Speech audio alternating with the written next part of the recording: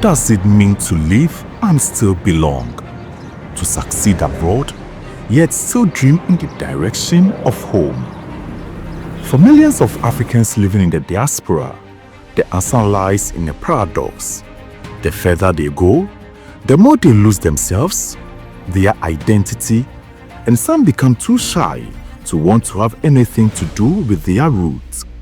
But is there anywhere like home?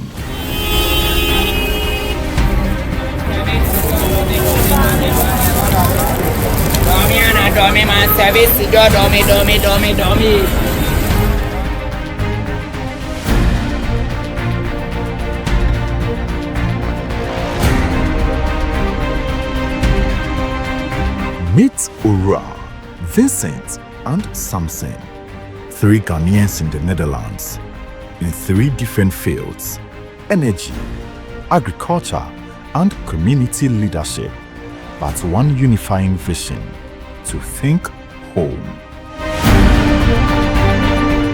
I was born in Kumasi. I've been living in the Netherlands a couple of years now. I have wife and kids. I'm the co-founder of Afro Foundation.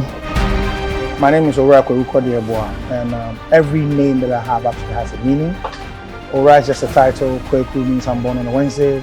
Kodie means an eagle, also like an eagle, because that's what my family envisioned for me. And Yeboah just means a helpful person. And for many years, I was raised in the Netherlands and in Ghana. And I think I was heavily influenced by my experiences in those 2 environments, in that in Ghana, I didn't really have a lot of resources.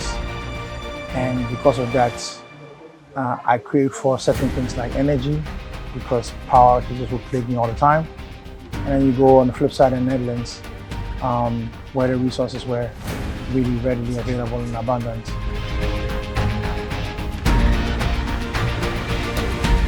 Well, Samson is a Bimoba guy by tribe, born in the Mamprose district, which is now East Mamprose district, in the city of Nalejugu, which is now the northeast capital, regional capital.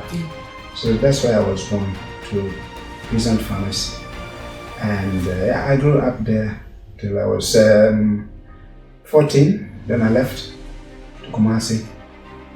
Stayed in Kumasi until I was about 21. Then on to UCC. Stayed there for 6 years. When I went to university, I wanted to be a farmer. I said to myself, I was talking to my prof, late prof now. I said, you know what, prof, I want to be a very rich farmer. That's why I came to university. I want to make a lot of money for my mom.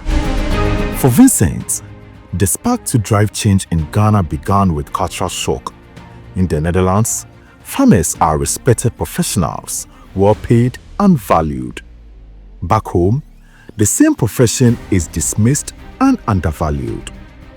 Yet, Ghana holds vast arable land, enough to feed the nation, create jobs, and sustain the economy. Tragically, agriculture is still seen by many youths as a dead end. Ghana, the farming is so complicated. So we wanted to make it very simple for farmers. So the horticulture idea came up just to see how farming could be easier for farmers, and especially for young people, to make farming attractive to young people, and farmers also becoming rich, like lawyers and doctors. So we thought, okay, when we set up this concept, in the first place, it to attract young people, because they are not going to read. They can wear white robe like a doctor going to the hospital, to the farm. And that is what is missing in Ghana. But all the young people, everybody want to sit down and type or use telephones to do some businesses. Between 2012 and 2016, Ghana endured days of nationwide blackouts, a period aged in memory as doomsday. Growing up in Ghana, Owura lived this reality firsthand. In the Netherlands, however, he experienced the opposite, a society where energy flows in abundance.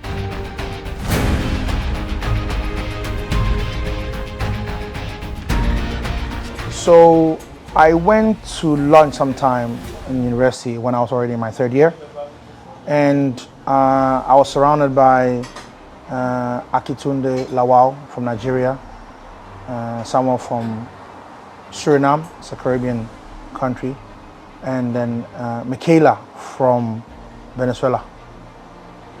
They were doing their course offshore in dredging engineering, and Akitunde was telling me Ghana has discovered oil 2007.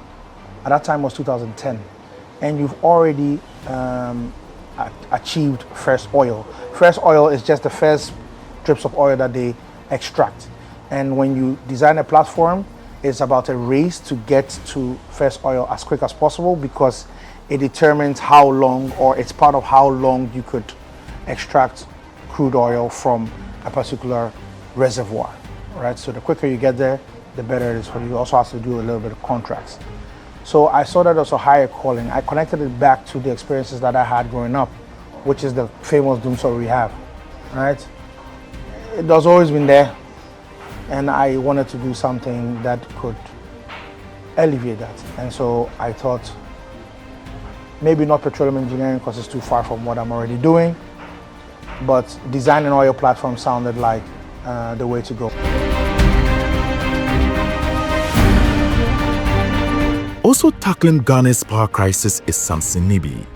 While building community among Ghanaians in the Netherlands, he champions renewable energy for Ghana, believing reliable, clean power should not remain a privilege abroad, but a right at home. We were cooking and we were using gas. And then my daughter asked me, hey, how does grandmother cook her food in the village? Good question. That question got me into thinking seriously. We have not yet solved the basic need of energy for everybody that needs energy, and especially in Ghana. So I'm like, my daughter, she's Priscilla. I said, your grandmother still uses firewood, put in between stones, placing her pot on it, and then it burns. And she says, hey, where did she get the firewood from? Next question. Because she doesn't see firewood around our neighborhoods. Exactly. So she's like, okay, in her mind, this is how it is also in Ghana. So where does grandma get firewood? And I said, very good question. Your grandma has to go 5-10 kilometers once every 3 or 4 days, pick firewood from wherever she can find and bring it home. And she can use it for the next 1 week. But I say, you know what? I think there could be a solution to that someday, that your grandmother will no longer use firewood, but to use free energy from the sun to prepare her food. Say, I'm thinking about that.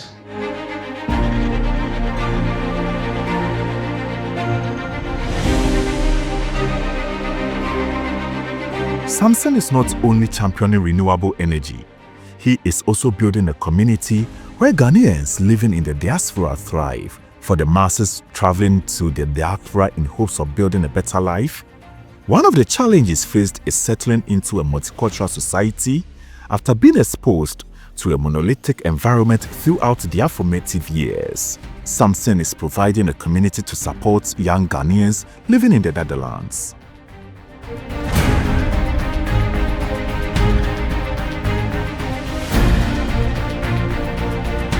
Being president of the Ghana Union is a challenging job.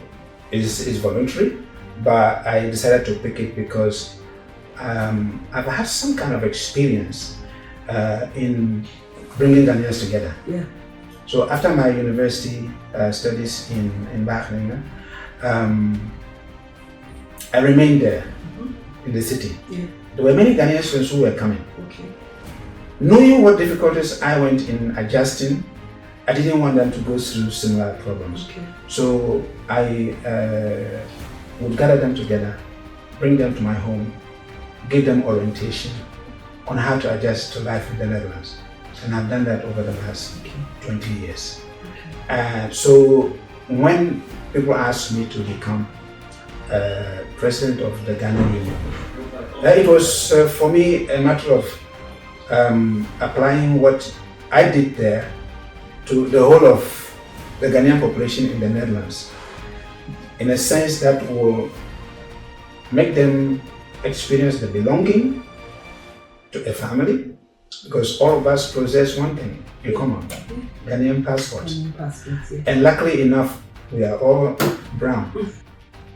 Owura also reflects on the complexities of African life in the diaspora, the duality of navigating opportunity abroad while carrying the responsibilities at home.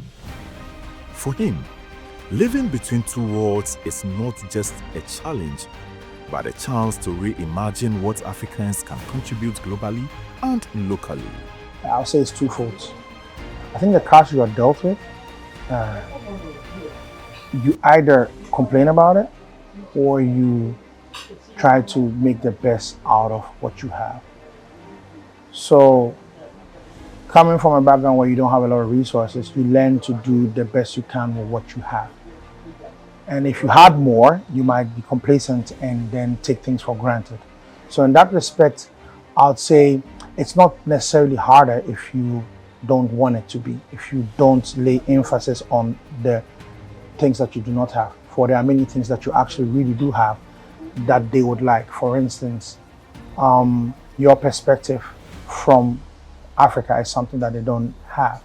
It's a special source. The problems that you face and how you overcome them is a special source, because out of discomfort comes innovation. So it's actually a plus that you had so little and had to come that far.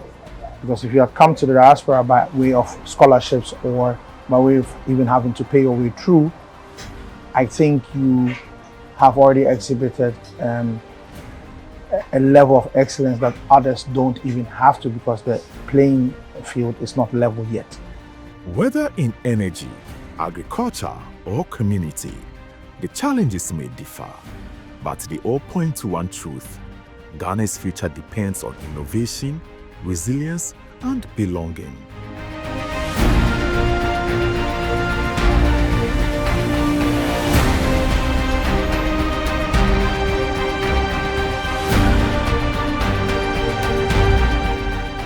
We are building local greenhouses,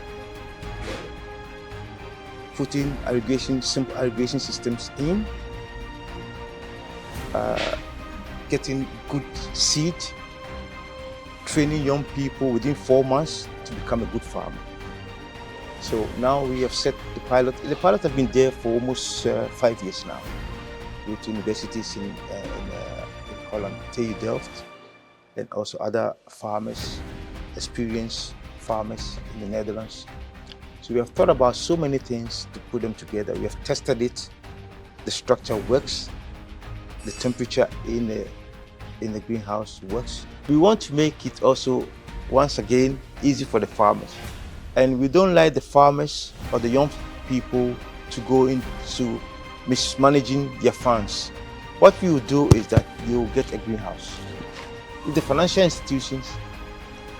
institutions give them the loans, they're not going to have cash, but they receive a greenhouse, complete greenhouse with everything inside. Even what we are also planning to do is to have the greenhouses there already. They can rent. They can rent the greenhouse. We build the greenhouse maybe 20. So if you want to rent it, you can rent it. If you want to buy it, you can buy it. But maybe in the beginning they have to rent it. But the point is that they are going to rent it at a low price, because our greenhouses are not expensive to build. I believe that my freedom and my success will be here more than it will be anywhere else. Most of the loopholes or the potholes in all the systems have been filled in the West. They were once like us. But here there's still opportunity and freedom and space to do so many things that are happening over there, right here.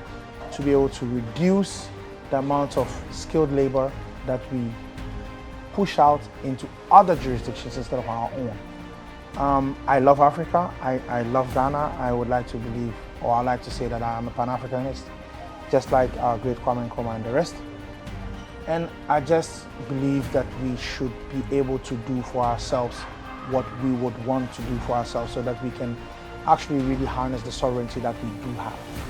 So I think that the people who don't think of Africa as the most ideal place to be are people who are focusing more on the problems that we have than the opportunities that we can actually share. I will use the fact that we are both brown and all possess the Ghana passport to unite all Ghanaians in the Netherlands as much as possible towards at least 3 goals, 3 things. 1, let's bundle our energies and strengths together to achieve one great thing for ourselves, achieve one great thing for our family, and achieve one great thing for our country. If by the end of my term I can point to at least 2 successes in these 3 things I have listed, I would have said that I have done my best. Vincent believes Africa is more than its challenges. Beyond the surface lies untapped potential, waiting for bold ideas to unlock. For me, I believe in Africa. I believe in Ghana. I know Ghana is a good place to work or to stay, but coming in and going out, I've seen people complaining. That means we lack kind of solutions. So for me, being there and dreaming here, I'm there, but my dreams, my eyes and my mind is here. So sometimes when I speak about certain things, but you're not living here, how do you know it? I don't know, but my body is there, my soul is here. So I can see so many things happening here. I can see so many things. I can dream about so many things. We don't need to copy what is in Europe to here directly. No, we don't need to do that. We have to find a way to have the right screw that will fit into Ghana's situation. Because Europe's screw may be like this, and Ghana's own is like this. So we have to find a right, what do you call it? A right tool, not a tool, but a right screw that will fit into this hole. Owura believes renewable energy is an avenue to end Ghana's doomsday crisis. Today, he is channeling that expertise into clean energy solutions for his home country. Owura lays down the plans that are underway to revolutionizing energy in Ghana. Apart from the projects that I've done in Asia and Europe, currently I'm writing a proposal on how we can harness onshore wind power in Ghana, and it's probably going to be part of the 24-hour economy. So that's what I'm working on currently. I'm already about 10 days into writing this proposal, so I suspect that in about a week or 2 more, I'll be able to present it to interested parties to see if I know it's viable already. There are already projects that have been done elsewhere, so it's just being able to make people understand what it is that we can benefit from this and the profit margin. I created a youth initiative to help young ones with their homework, integrating them into schools, having these conversations with the parents and the schools as to how to socialize these young ones so that they don't have the mentality that Africa is not the place to be, that they don't feel that they cannot navigate the spaces that they are in, to be able to improve and excel in the diaspora so that one day they can give back. Also, apart from the homework initiative that I started, there's also like excursions that I do with young kids and bring them to Ghana. When I bring them to Ghana, they might be from Sudan, Nigeria, Congo, but this is the touch point, this is the gateway of Africa, and I bring them down here and then do many excursions with them. These excursions were excursions that I did when I was a kid. I went to Kakumpa, I went to the Lemina Castle, I went to Paga, I went to the Relief Falls, right? To try and shape their mentality and give them the positive aspects of what Africa can be, what Ghana is, right? So these are some of the things that I've done. Samson continues to create spaces where the diaspora and Ghana intersect. For him, Investing in Ghana's future means mentoring youth abroad and equipping them to see themselves as builders of Ghana's tomorrow. Samson, in collaboration with other unions in the Netherlands Embassy and other stakeholders, is putting measures in place to build the competence and business sense of young people. We are rolling out very soon a series of workshops and training programs to impart into our young people here in the Netherlands these skills that I'm talking about. Skills of being a successful entrepreneur, skills of being a good manager, skills of being a good communicator. So between now and the end of the year, we're going to be having at least 2 of such workshops to give them that training. I'm also working around connecting with some of the universities to find some of these young men who are studying there and see if we can't find some internship programs and projects in communities that we know they could use to learn these skills. So that is part of the program. And then thirdly, I'm yet to discuss in detail with other stakeholders if we can have our own permanent offices where our young people can really come to the office and learn to communicate, learn to manage, and put whatever it is they are learning from their mentors into practice, so that the young people can really pick up something profitable. Owura, reflecting on his stay in the Netherlands, provides his take on brain circulation and brain drain. I want to look at it more as not brain drain, but more brain circulation.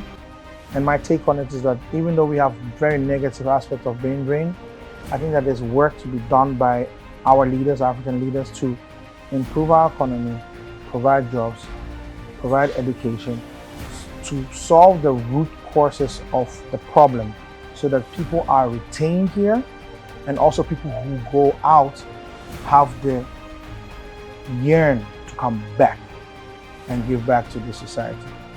I don't see the problems without the solutions. It's just the mindset, just the perspective that I have. And somebody else might have a different one. But the perspective that I have about Africa, which is the positive things that I see, that I care to project, is what I want to focus and dwell on. You don't need to travel to be a well-to-do person in Ghana. We have all the resources. We have them. Hey, look, here people don't have land to farm. So nobody can just get up and go in the back and say, I need to put up some banana or some cassava here and there. In Ghana, you can easily do that anywhere. You can feed yourself. Here, if you don't have the skills for any job, you are wasting your time. Don't come. Honestly, if you don't have the skills for anything, hey, for instance, machines do sweeping, machines do cleaning. So if you come and you don't have the skills, the only job you can do is cleaning. But a machine is doing that. So what job do you have to do? If you don't understand the language, you can't be a nurse. If you don't understand the language, you can't be a doctor. If you don't understand the language, you can't be a manager. If you don't understand the language, you can't be a newsreader. So tell me, what job is it exactly you're going to do in a country that does not speak your language? Ghana is the best place to live. I can tell you 100%.